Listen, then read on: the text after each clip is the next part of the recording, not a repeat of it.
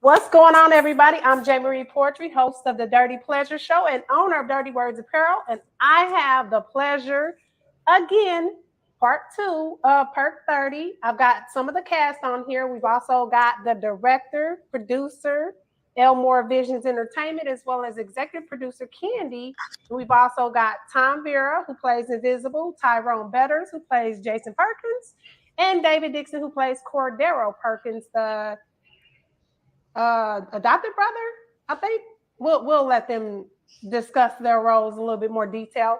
But we're going to kick it off with discussing the role play in the sex scenes.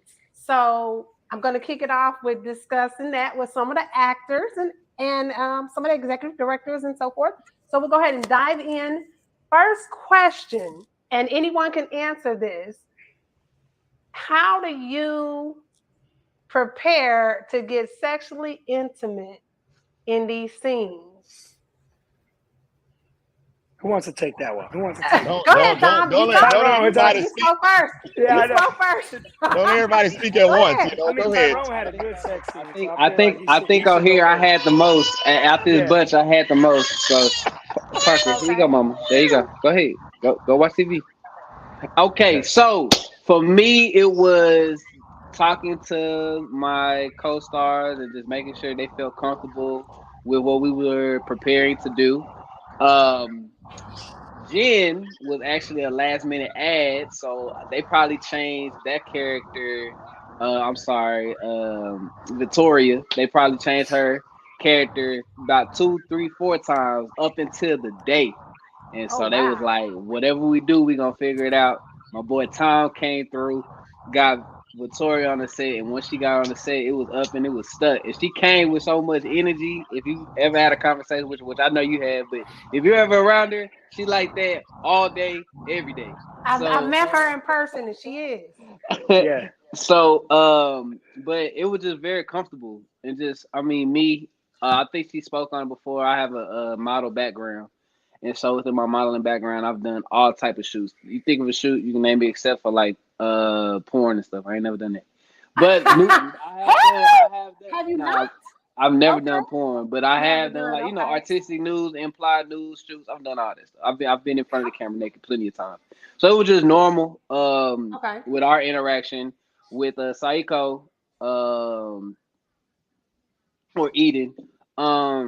It was just getting the comfortable in her comfort level. So I knew she was mostly clothed and all those different things. So to get into that mode, it's just normal. You know what I'm saying? Like I ain't no ugly dude. You know what I'm saying? So it kind of make it easy. You know what I'm saying? And we just had fun with it. We just really had fun with it. So I come in, I'm a professional. I know exactly what needs to get done, and we just get to it for real. Especially when speaking with Joe, seeing what we was trying to do and connect and understand the relationship between me and Victoria, the relationship between me and Saiko. It was a few things that wasn't in the movie, but was still part of our backstory as well. So that's how the scenes end up becoming the way they became. And we had a ball. Let's just say that. Okay, and we'll leave the ball for the viewers to check out when they watch Perc30 on Tubi and Peacock. Now, Tom, your role is interesting because you have a look that does not prepare us for your character at all. Explain how you get into that mindset of this character. And I definitely don't want to give you away because this is comical. In contrast. So, I mean, you're absolutely right. It is completely opposite of kind of like me and myself, who I am in my day life. But I like playing roles like that. How I approach scenes is I try to, break it down with who am I in the scene with? What am I trying to accomplish in the scene? What's my relationship with that, my co-star, whoever's else in that scene, right? And then from there, you kind of, beforehand, you do all the work, you read the script, and you kind of build a backstory of the character. But then when you're on those individual scenes, right, you figure out what are you trying to accomplish? And who is this guy, right? Like I took words from Matthew McConaughey from his all right, or, you know why I like high school girls? Because I get older, they stay the same age. You find that nugget that really creates the nucleus of that character, and you expand on it, right? Okay. And this guy had some trauma, which we talked about before the show, right? That didn't make the cut.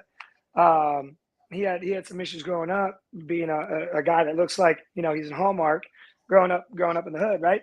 And so he got bullied, got beat up, and he had to become invisible, right? So he had to fit in. He had to blend into the background. He doesn't want to stand out in any way, shape, or form. So he becomes invisible, right? So that became his nucleus. But with that, as he grew, he kind of got a complex, you know what I mean? And no one knew who he was. He got comfortable. And so he was able to do things that probably shouldn't, you know what I mean? Get away with it. He's invisible. And so he had this like, I don't know, this little bit of swagger and a little bit of asshole to him. And he kind of plays women, you know what I mean? So I was trying to think like, try to be a player, you know, you know what I mean? How would a player handle this? How to be? You know, these women are just objects, right? Like, I'll get another one. It's not a big deal. If you don't want it, I'll get another one. No big deal. So that's kind of how I try to get into that role. But I mean, you know, Tyrone was right. You know, when you have one of those scenes, you got to make sure your co-star is comfortable. So you got to talk to him up front, you know, like, where's there a no-go zone? You know what I mean? Try to work within those bounds. And then like when you're in that, you know, you try to approach it from that angle of, hey, look, I'm going to use you and abuse you, and I'm sorry, but I got to give you this, you know, this kind of angle at it. What are you comfortable with, you know, in terms of like, if I'm going to smack you or not smack you or shove you or push you or be a little aggressive, you know what I mean? So you try to play within those bounds, but manage those expectations. So it's fun, man, but it's, you know, they're difficult. I can definitely see the contrast of where you have to kind of take your mind to get into that character. Now, David, your character doesn't get into sex scenes here, but do you have experience in sex scenes so you can still speak to it and how you get ready for it? Well, let's just say, how do you get ready for it? Thanks to Mr. Elmore Vision, you know. Yeah, that's true. Yeah. You know, appreciate everything. I will say also, and whoever done the casting, now when it comes to sex scenes, that makes a huge difference too. You know what I'm saying? Because you want to make it look real, but at the same sense, you also got to make it like, okay, because when somebody see this, they're gonna be like, okay, you watching this movie, and it's like, it's a lot of, you know, sexy women in this movie. It's a lot of, you know what I'm saying, handsome looking guys in this movie. You know what I'm saying? So when you're watching that, you're just trying to have your mind like all set to like, okay, we got to make this look good. You know, we got two good looking people right here. Now we got to make this look good. So of course, what we end up doing is as the other guy said, you know, we get with each other, you know, with the ladies, and we basically just talk it out. Just like, hey, what are your do's and don'ts? You know, hey, don't do this, don't do that. But what are you comfortable with and what are you not comfortable with? So I actually had my first experience, which it didn't seem like it, but my first experience was with 10 Reasons Why Men Cheat, which is right there, an Elmore Vision film. And it was a lot of me cheating. It was a lot of you cheating. Okay. So the mindset of getting into that character, does it, let me see. I'm trying to think of how to say it without. Just say it. Does it, okay, role play in the bedroom. Does it, is it the same thing that you do to get in into a character if you do play role play? Absolutely not. Absolutely not. Right. I'm like, no. You gotta keep it separate. You keep that stuff separate. I'm gonna tell you, it's one thing about it, because I did have a lady ask me, and she was just kind of like, so does it work? Does it work? And I'm like, what do you mean, does it work? She's like, so when you're doing those scenes, does it work? What are you asking me? Now I'm playing crazy right now. Like, yeah, does it work? That's what she's asking. Right. So I told her, I said, you know, when you're being professional, it's all of that is kind of like blocked out. You're more or less, you're working. You know what I'm saying? So and on, I can't speak for anyone else, but I'm already looking at it like this is not what it is anyway. So don't even think that that's, it's work. So I feel like it takes away from me actually, but we're gonna make it look as real as possible, but also understand once again it's work. So That's So David, it's a lot of people in the room. Here's I guess here's my thing, because I started watching other interviews with some other movies, and they were kind of saying like, it's a closed off scene or it's other people in the room, so it makes it not as personal as it looks. So even though it's like steamy and romantic, and I'm gonna let Joe answer this one because I want to get his director sort of answer with this, because this is where now the director comes into play. How are you? What prepares you for these types of sex scenes, or what prepares you for directing sex scenes? I feel like when it comes to sex scenes, when we do them, I try to make it an adventure where it's like it's not just regular. So we really try to push the envelope, because to me, sex scenes should be uncomfortable for the audience, because it's like you're seeing something you shouldn't be seeing.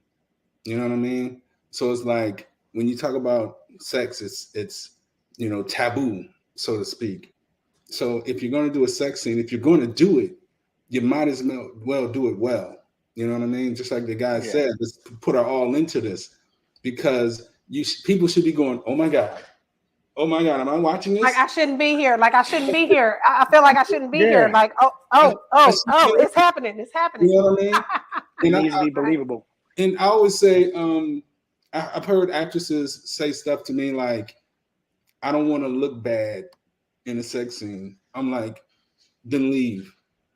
Because there is that thought should not even be in your mind. I watched Faye Dunaway, one of the dopest actresses ever, get banged out from behind by Robert De Niro in a bank. You know what I mean? And Once Upon a Time in America. Like, she's not, it was Faye Dunaway. She's not thinking about people thinking that she's not whatever. She's an actress. You know what I mean? She is an actress. Joe, to your point, like when you're actually doing it, right? Are you worried about how you're looking? Are you looking in the mirror like American Psycho? No, you're in it. So you can't have. You're right. You can't have the mentality, right? You have to be in the moment of what's happening. So there's no such thing as do I look bad? And when I say look, she's talking about to her mother, to her uncle, to this, that, and the third. Oh yeah, that cannot be in your mind. That cannot be in your mind. If that's in your mind, this is not for you. Yeah. I don't want my mother to think it's not for you. I got a son it's not for you. You have to commit wholeheartedly, or just say, man, I can't do that role. That's fair. And that's okay. Fair. Yeah, that's fine. I can't do it. It's cool. But if we're doing it, like, it has to be an adventure for me. We shoot our sex scenes like the action movies, like it's an action movie. So it's aggressive. It's a lot of passion. Okay, I'm like, what's action? What do you mean? Yeah, it's a lot of like, a lot of fighting. Think about it. We started a lot of wrestling. Absolutely. When you think about Perc30, we start Shantae upside down. We don't know where she is, nothing like that. It's a close-up shot of her upside down. You don't know what's going on. And then all of a sudden we pull back, and all of a sudden you see her upside down in a car on some guy's lap having sex. You know what I mean? That's the adventure. And Shantae plays Naya Perkins? Yeah. Okay. Absolutely. Just so we can kind of correlate the character and the actress to it. Okay. So absolutely. She plays Naya Perkins, not about to mess up the character's name. Mm-hmm. And so Joe, how did you get comfortable doing this as a director? Because it almost seems like you have to get comfortable with this, or did you just come into it like already like, these pornos, I want to just make something halfway there? I'm gonna tell you, in all honesty, my first movie I wrote was Waters Rising, right? And Greg Carter, who is a friend of mine, almost like family, Greg, he I watched him do a sex scene, and he had no care about your family or nothing like that. He was just like, hey, I need you to do this, need you to do that, need you to do this. Hey, grab her by this, lift her up over here, throw over here. And I was like, I couldn't do that. Wow. I couldn't do that. So when I did a movie called Speed Dating, I had the simplest sex scene. It was just kissing, whatever. I was so uncomfortable. Well, first of all, she did a terrible job, but Okay. it was really uncomfortable. And I did Made to Kill, where I really had a sex scene on the stairs, which it looked amazing, but I was uncomfortable. So instead of shooting it the way I should have shot it over and over again, get another angle, I'm like, okay, that's enough, y'all. We done. Cool. Right. Because that would be me as a director. God. And then I realized you're supposed to feel uncomfortable, right? Okay. But I said, I can't be the best director I can be because I know how my mind works. My mind tells the story the right way, but my directing's not doing it. So I said, in all honesty, I said, I have to get better at that. So I did Complex. I have a movie out called Complex. It's an erotic thriller. It's doing very, very well on Tubi. And I said, I'm about to really show people how the mind works. And you did. Yeah, and I had to learn how to be comfortable with friends of mine being nude in front of me and see it as this is just what it has to be. You know what I mean?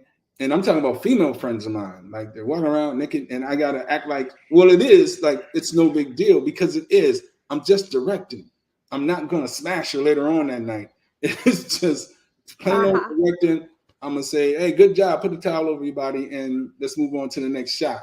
You know what I mean? I had to learn how to do that. So I wanted to do Complex. I wanted to do erotic thriller and go all out and push the envelope for myself. You know what I mean? And now, now that I did that, now I can go ahead and be the best director I could possibly be. So yeah, that's really how that happened. I mean, Joe, you make a valid point, right? It's all about, we're creating a world for the audience, right? That's a piece of art in itself. So when you're getting down to doing it, you realize, and Tyrone say, we're working. We've got an agenda. We're trying to create something for the audience, an experience for the audience that they go home and they're like what Joe says, like, oh shit, like did I just see that? Or we're trying to make those moments when people leave, they're like, oh my gosh, that was, take them on that ride, like holy shit, I find myself as an actor, even within these moments, Perc30 pushed me in so many different ways. One, this is the meat of a movie that I've been in. This is the meatiest movie, meaning like with lines, the character. There's so many ebbs and flows. I took meat a different. You wild. It's so many ebbs and flows to Jason, right? It's so many different ebbs and flows to Jason from scene to scene, to point to point.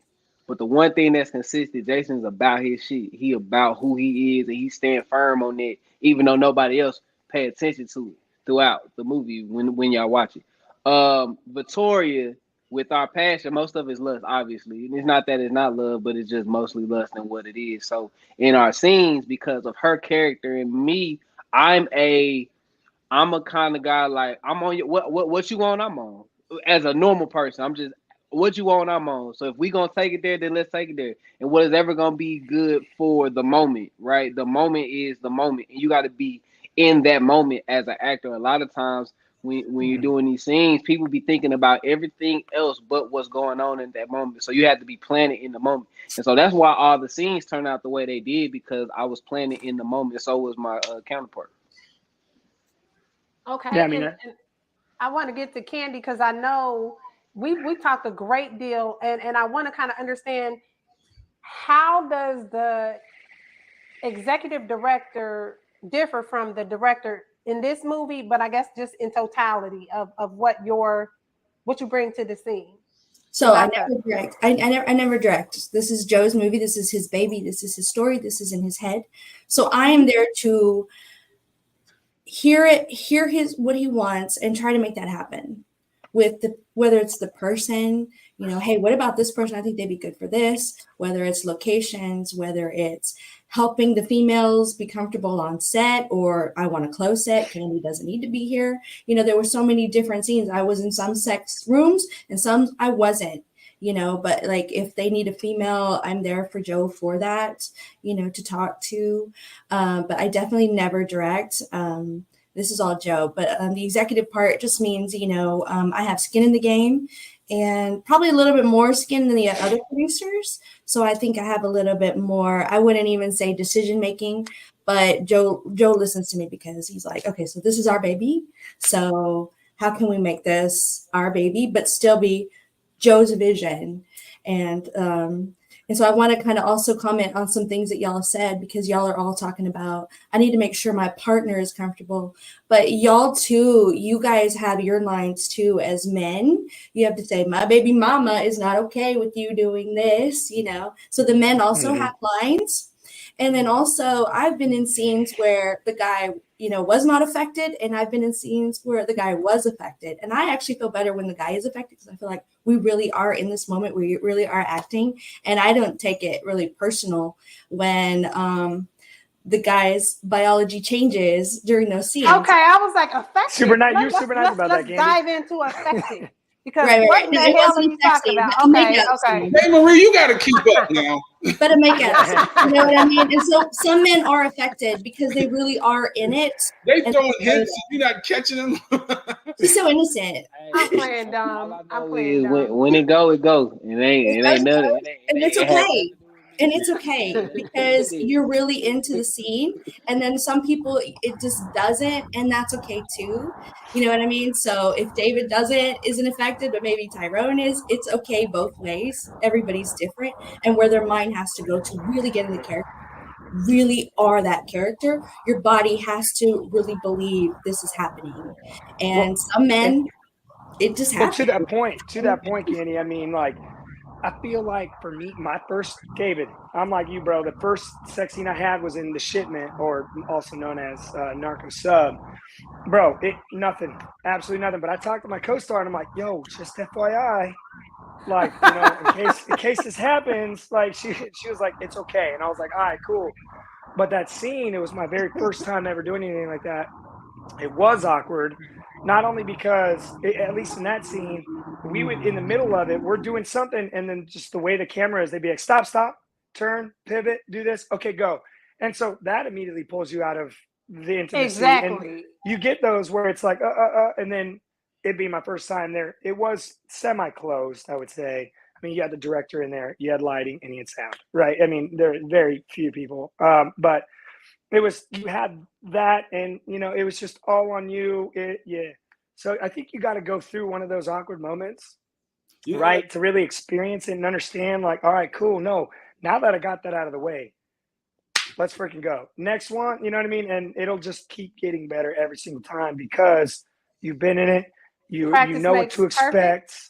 Practice makes perfect. And Candy, the dude whose biology worked probably done a few. You know what I mean? I think it has to do with chemistry too. If you and that person vibe and you have chemistry, and in real life, you know, something could pop off, and then versus the person you just can't stand, and it just really comes across on camera and also in the biology. And when she is just closed off to you, you can, as a man, you can feel that, and as a director, you got to work around that. Like, hey, girl, what's up?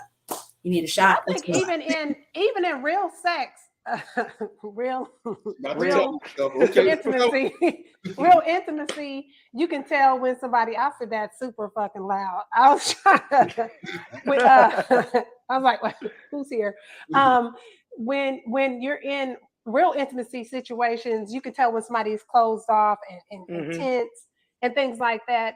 So that brings me to the question of, like, when you yell cut as a director or the scene is over, if your chemistry is so on point with this person and you're there and you're in that moment, biology is biologying, whatever that is, you know, how do you, what stops in your mind to say, okay, we're done, you know, cut? Okay, so to Tom's point, when he said when people cut and they take you out of the moment, as a director, I try not to do that. I try to talk to the actors beforehand. Okay, where we going with this? I tell them this is what I need. I need you here, this here. I need this to happen, that to happen. I need this to happen, and that to happen. Right? I do a lot of blocking. Right? Once I'm You done do a lot of blocking, you said? blocking, that's it, putting the actors in positions of go here, move her here, go to the dresser, then throw her on the bed, and then I need him to roll over, da da da da. Right? Once I give him the blocking, I'm out. Okay. It's on y'all from here. I don't want Um, to get in the way. just You know? to add what he's saying, like a lot of times it's like we already walked through it, so we'll do boom, boom, boom. You're gonna end here. We starting here. You're gonna move here. Then we're gonna move here. We'll walk through that, see what that look like, and then on the day or when we start filming, um, we hit those marks. Of course, it's gonna be opposite, but we already have a blueprint of, I guess you could say, the tango of the dance of what we gonna do, and then where we end up. So the kitchen scene, right? That was all coordinated, and then we Okay. filmed it, and then it was. Yeah. So Okay. when they film it, I don't sit there going, hey, pick a leg up here and do this, and hey, cut here and stuff. I don't do that. I know my actor's good enough. He taking it there. I ain't gotta tell him nothing. You know what I mean? If I do, and I've had to do that before, I know I've already lost. Okay. I can do it, and I call it getting away with it. There's sometimes as a director and an actor, we do great work. And then there's other times where you just got away with it. You know what I mean? So let's say an actor's really not a good actor, but I can direct them in a way that we got away with it with the scene. But when you have great actors, you're not just getting away, you're exploring, you're advancing, you're going forward. So I can go, hey, how about this? How about that? Whatever. And then after I do that, that actor becomes a writer. You know what I mean? That actor becomes the one to tell the story. I'm out of it. I'm done. You know what I mean? If I get in his way, we won't collab very well. You know, I have to give him the freedom. Actors gotta trust me. I gotta trust them. It is the reason why sometimes I work with somebody and I say, well, I'm done working with that person because we don't vibe the same. You know what I mean? So it has to be a chemistry, even with the director, with the whole production. It has to be a chemistry. Oh, 100%. It's huge. I mean, when I like for I actually think it was I think DGK, Joe, when you brought me on that one, I was like, hey, so this is what I was thinking about the character. What is your vision? Joe immediately told me, I want you to bring what you bring to the table. I don't want to tell you, you know what I mean? He's there to kind of guide you down that path, but and that's why I love working with you, Joe, is that you let us as actors explore that character and you trust it and you let us go with it, right? And that's cool. So same thing with, our sex scene. You told us the main beats, and then you let us connect those beats how we connect the beats. And it's good. It's good as an actor. Sorry, Tyrone. My bad, bro. I think with the movie with a lot of sex, all y'all are in competition. Who's going to get the best sex scene? And y'all are all working it in your own unique, sexy way. Who's going to make the trailer with your scene? There's just so much you guys can do, and y'all bring it. Tyrone brought it. Tom. So is there a competition? Andy is actually right, because when we did Perc30, and Fancy, I know Fancy don't mind me telling this. Fancy came out like, yo, was that the best sex scene you ever directed? You know what I mean? And I love that. I love that, the fact that she had that competition thought in her mind, like, I want to be the best. If I'm gonna do it, I want to be the best at it. And yeah, there's some type of a little competition sometimes to see. But it's healthy competition, because you're all building the movie. Absolutely. And one of the things that I can truly say about the movie is nobody seemed like they were a novice at this. I was blown away when I talked to some of the people, some of the actors and actresses. Well, actresses, at least the actors didn't say that, but the females on the cast. I was surprised to know that some of the individuals were new to this. I'm like, damn, I could have thought, you've been in this for years and so that's a credit to the directing, to the overall point where you're not yelling cut every second, let them have that emotion, let them be in that moment. And how do you, as a director, not give away too much, or even in the writing? And I don't know where that kind of draws the line between the directing and the writing, because I know you do both of them. Mm-hmm. But how do you not give away so much of the movie line in a scene where you want to kind of let it build up or drag out because we're not to the climax of the scene yet? How do you control that or balance that? Again, I don't. It's not mine to tell right now. This is their story to tell.